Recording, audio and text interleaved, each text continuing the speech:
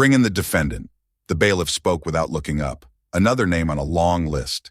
The courtroom doors opened, and a man in handcuffs was led inside. No one paid him much attention. Unshaven, wrinkled coat, eyes fixed on the floor. Just another homeless guy, probably trespassing again.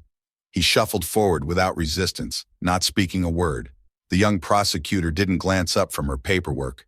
She'd seen a dozen cases like this already today. The judge looked down from the bench. Name? The clerk replied. James William Harding. That's when everything changed. The judge froze. He looked again, this time closer. His eyes narrowed, like trying to line up a face with a memory from long ago. A pause filled the room. No one moved. The judge leaned back slowly, staring at the man in front of him. It was like the air shifted. A few people in the courtroom noticed. The bailiff glanced over. The prosecutor stopped mid-sentence. The judge whispered, almost to himself, "It can't be." But it was. The man in front of him, the one in chains, standing in silence, had once saved his life. The judge didn't speak for a few seconds. He just stared at the man, older now, worn down, barely recognizable. But he knew that name.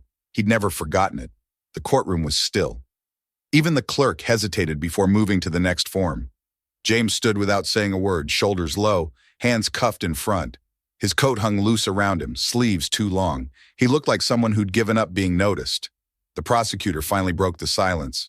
"Your Honor, the defendant was picked up for trespassing and resisting arrest. He was found sleeping behind a local diner. When approached, he refused to move and became uncooperative." James didn't react.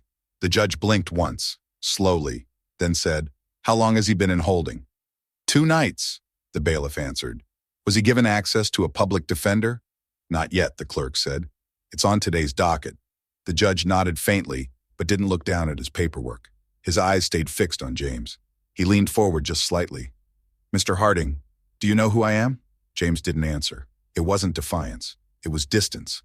The kind that comes from sleeping on cold pavement and being spoken to like a problem. The judge continued, quieter now. "Do you remember Kandahar? Erntayrtu Aru?" James lifted his eyes, just barely.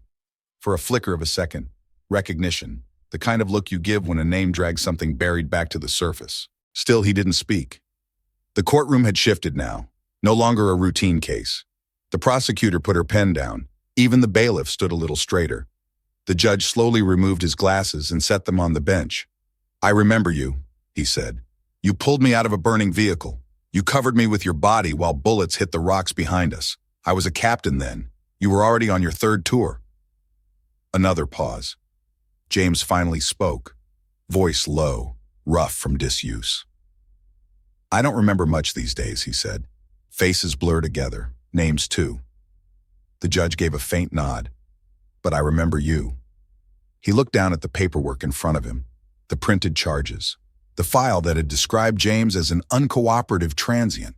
Nothing in the file mentioned medals or service, or the time he stepped into enemy fire without hesitation. The judge set the file aside without reading it. "This changes things," he said quietly. James Harding wasn't always the man in front of the judge. Years ago, he wore a uniform, army fatigues, rank on his chest, boots laced tight. He served 3 tours overseas, Iraq, then Afghanistan, infantry, ground unit, front lines every time. His file used to be thick with commendations, Bronze Star, Purple Heart, 2 tours with distinction. Back then, his name meant something. He didn't talk about what he saw. Most men didn't, but the stories followed him, like the one in Kandahar, a convoy ambushed on a narrow road. One vehicle hit by an IED, the others trapped behind it, gunfire coming from both sides. While others took cover, James ran straight toward the flames. He pulled 3 men from the wreckage, went back twice under fire. On the 3rd trip, he found a young captain, dazed, bleeding, pinned under the dashboard.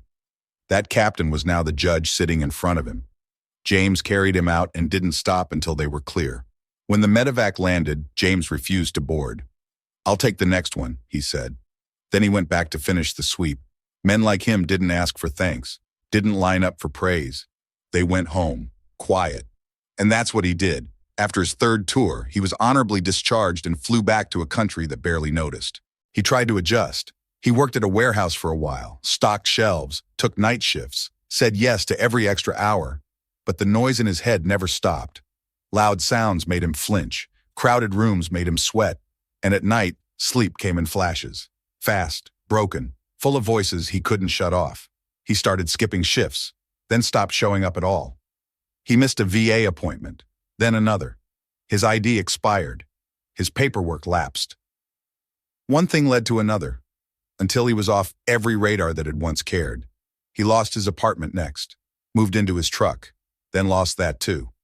Soon he was walking, sleeping behind dumpsters, in alleys, under overpasses, still didn't ask for help, just kept moving. He wasn't angry, just invisible. And that's how most people treated him, but not everyone. There were small moments. A diner cook who slipped him a sandwich, a laundromat worker who let him sit inside on cold nights, a librarian who let him charge his phone without saying a word. He remembered those things more than the medals, but none of that showed up in the courtroom file. All the judge had was a name, and a memory of a day in the desert when that name saved his life.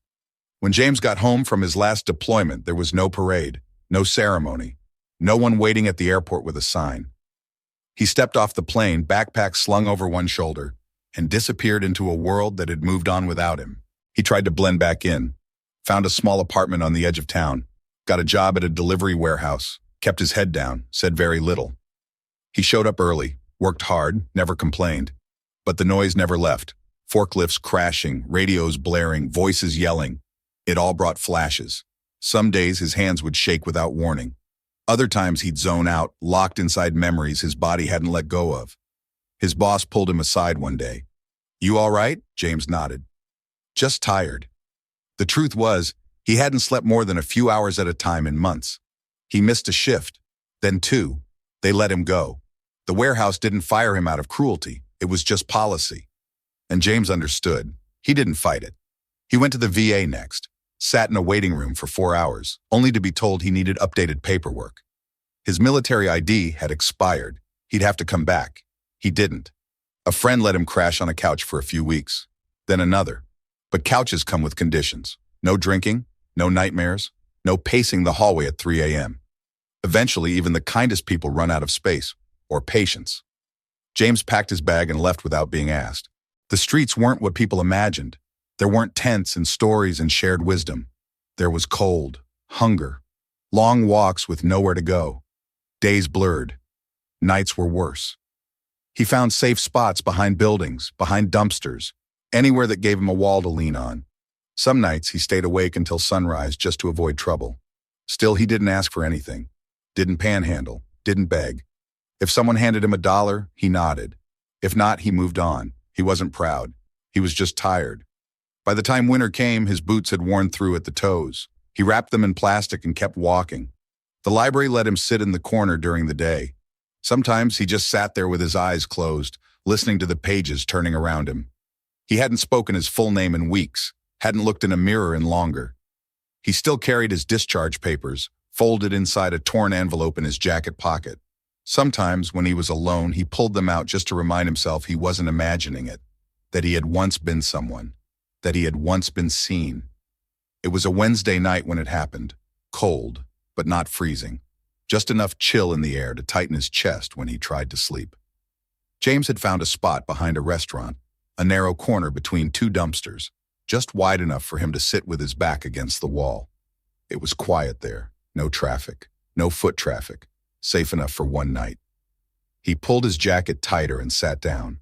Within minutes, he drifted off, not quite sleeping, but resting, just enough to escape for a while. Sometime past midnight, a motion light snapped on. Then came the voices. "Sir, you can't sleep here." He blinked, disoriented. Tried to sit up straighter. 2 officers, one younger, one older, both standing between him and the alley entrance. "We got a call," the older one said. "Business owner wants this cleared. You'll need to move along." James nodded slowly, still shaking off sleep. His hands fumbled for his bag. The younger cop stepped forward. "Now, please." James flinched, not from aggression, just instinct. Something about the sudden voice, the angle of approach, the pressure. He stood quickly, maybe too fast. One of the officers reached for his arm. James pulled back, startled more than resisting. That was all it took. Within seconds, he was face down, wrist pressed into his back. One officer holding his shoulder down. He didn't fight, didn't yell. But once the cuffs were on, it was over. They called it resisting. They called it trespassing. He didn't argue, didn't even ask where they were taking him. At the station, he gave his name, slowly, like it had grown foreign on his own tongue. He waited on a bench for hours. No one talked to him after intake. When they brought him to holding, he didn't ask how long he'd be there. He just sat on the cold bench, leaned his head against the wall, and closed his eyes. For 2 nights, no one came, no lawyer, no visitors. Just the sound of keys jingling every few hours and a meal tray passed through a slot. Then came the call, Courtroom 2B, another name on the list, another man with nowhere else to go. The courtroom stayed silent for longer than anyone expected. The judge didn't touch the file in front of him. He didn't read the charges again. He just looked at the man standing before him, not like a judge reviewing a case, like someone seeing a ghost he hadn't realized he missed. "I need a moment," the judge finally said. He signaled to the clerk, who paused the docket. Then he leaned back, eyes never leaving James. "Mr. Harding," he said slowly, "you were with the 10th Mountain Division, weren't you?" James didn't answer right away. Then with a small nod, "Yes, sir." "You were stationed in Kandahar in '06? Another nod. "You were part of Echo Company, Route Red Line ambush." James's eyes finally met the judge's. For real this time. Recognition, not dramatic, just solid. Like 2 pieces of a story locking back into place. The judge took off his glasses and set them down gently. "I was Captain Morgan, 2nd Transport. My vehicle was hit. You pulled me out." Whispers passed through the back row of the courtroom. Even the bailiff blinked. The prosecutor stared straight ahead, not sure what to do. The judge's voice stayed calm, but it cracked just slightly at the edges. "You ran through fire. Twice. You got everyone out." James looked down again. "I don't remember who made it out. Just remember going back in." The judge nodded. "You did more than that." He reached for something under his bench, not from the current case. A folder with yellowed papers, photos, clippings. He pulled one out. A grainy print of soldiers, dirt-streaked and leaning against a Humvee. In the center, a younger version of the man now in shackles, helmet under one arm, bandage on his neck. That photo had been in the judge's desk drawer for years. He held it up. "Is this you?" James stared at it for a long time. Then quietly, "Yeah." That was the morning after. The judge didn't speak for a moment. Then he turned to the courtroom. "This man," he said, "is the reason I came home. Not a statistic, not a file, a soldier who never asked for anything in return." No one responded. Not because they didn't care, because they didn't know what to say. Sometimes silence is the only thing that fits. The judge stayed standing. He didn't look at his notes, didn't ask for order in the room. He just spoke, like a man who needed to say something out loud after carrying it too long. "This isn't just another case," he said. "This isn't someone who got caught doing something wrong. This is someone we failed to remember." The room was quiet. Even the young prosecutor lowered her pen. "When I was pulled from that burning truck in Kandahar," the judge continued, "I was unconscious. I didn't even know who had saved me until later. And by the time I woke up in the medical tent, he was already back out in the field." He glanced at James. Didn't even stay long enough to be thanked. James didn't move. He wasn't soaking up the praise, just listening still, as if unsure whether he deserved any of it. The judge looked back out at the courtroom. "We thank soldiers when it's convenient, at parades, on holidays, in campaign speeches." He paused. "But when they come back with wounds we can't see, we lose patience. We forget. We label them. We walk past them." A few people shifted in their seats. The words weren't meant to shame, just to show what was true. "This man was arrested for trespassing, for sleeping behind a restaurant in winter," the judge said. "Not for stealing, not for hurting anyone, for being too tired to keep walking." He picked up the file again, the one with James's charges, and closed it, then set it aside. "This doesn't belong here." He looked at the clerk. "I want a full review of Mr. Harding's military record, and I'm referring him to the Veteran Recovery and Housing Program." The clerk nodded, scribbling notes. The judge turned to James again. "You don't owe this court anything. You've already given more than most ever will." James didn't speak. His throat moved just slightly like he wanted to, but he just nodded. And in that moment, the man in the shackles wasn't just a homeless veteran anymore. He was something else again. Something remembered. No one in the courtroom looked at James the same way anymore. The man in the back, who had been scrolling on his phone now, sat still. A woman near the aisle wiped at her eyes with the cuff of her sweater. Even the bailiff, who had processed 100 similar cases, now stood with his arms folded, watching James with something like respect. The prosecutor stood slowly. She cleared her throat. "Your Honor, the state has no objection to the referral. We'll drop the resisting charge." The judge nodded once. "Thank you." It wasn't a dramatic moment. No applause, no music. But something had shifted, not just for James, for the people watching. They'd come expecting another routine hearing. Now they were witnessing a man being seen for the first time in years. The clerk typed quietly, her face unusually serious. The judge turned to the bailiff. "Uncuff him." The bailiff hesitated only a second, then stepped forward and removed the shackles. James didn't rub his wrists, didn't move. He just stood there, eyes lowered, like he was still waiting for something to go wrong. "Mr. Harding," the judge said, "you'll be transferred to the housing program this evening. A caseworker will meet you at intake. If you'd like legal counsel, I'm assigning one, free of charge." James looked up for a brief second. His voice was hoarse. "Thank you." The judge didn't smile, but he gave a short nod. "You earned it." As James was escorted out, this time without cuffs, a woman in the gallery reached into her purse. She pulled out a folded $5 bill and tucked it into the sleeve of his coat as he passed. He didn't stop to take it out, just gave her the faintest nod and kept walking. At the door, the judge stood up again. Just before James left the room, he turned back. Their eyes met one last time. The judge raised his hand in a quiet salute, not official, not ceremonial, just a man saying, "I remember." James paused for a beat, then returned it, simple, steady, and then he was gone. He didn't make the news. There were no headlines about what happened in courtroom 2B, no cameras, no statements, just a quiet case that ended differently than most. But for the people who were there, it stuck with them. The woman who handed him $5 came back to court the next week with warm clothes to donate. The young prosecutor volunteered for the county's veteran legal support program. The bailiff started bringing extra food with him on night shifts, just in case someone's hungry. James was placed in transitional housing 2 towns over. The room was small, one window, a clean bed, a shelf for his things.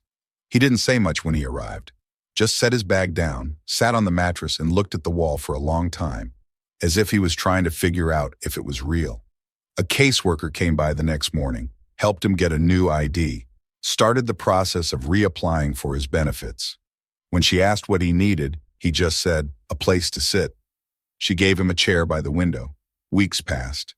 He kept to himself mostly, ate meals quietly, took walks when the weather was good, but he started saying hello to the front desk staff, started helping others figure out paperwork. Sometimes when the noise in his head got loud, he'd sit outside and look at the sky, not because it had answers, but because it never asked anything of him.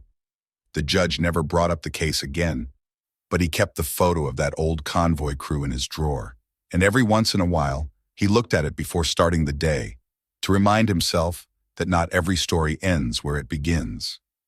We pass by people every day who carry entire lifetimes behind their silence. Sometimes all it takes to change everything is to look twice and to remember that even those the world forgets once stood for it.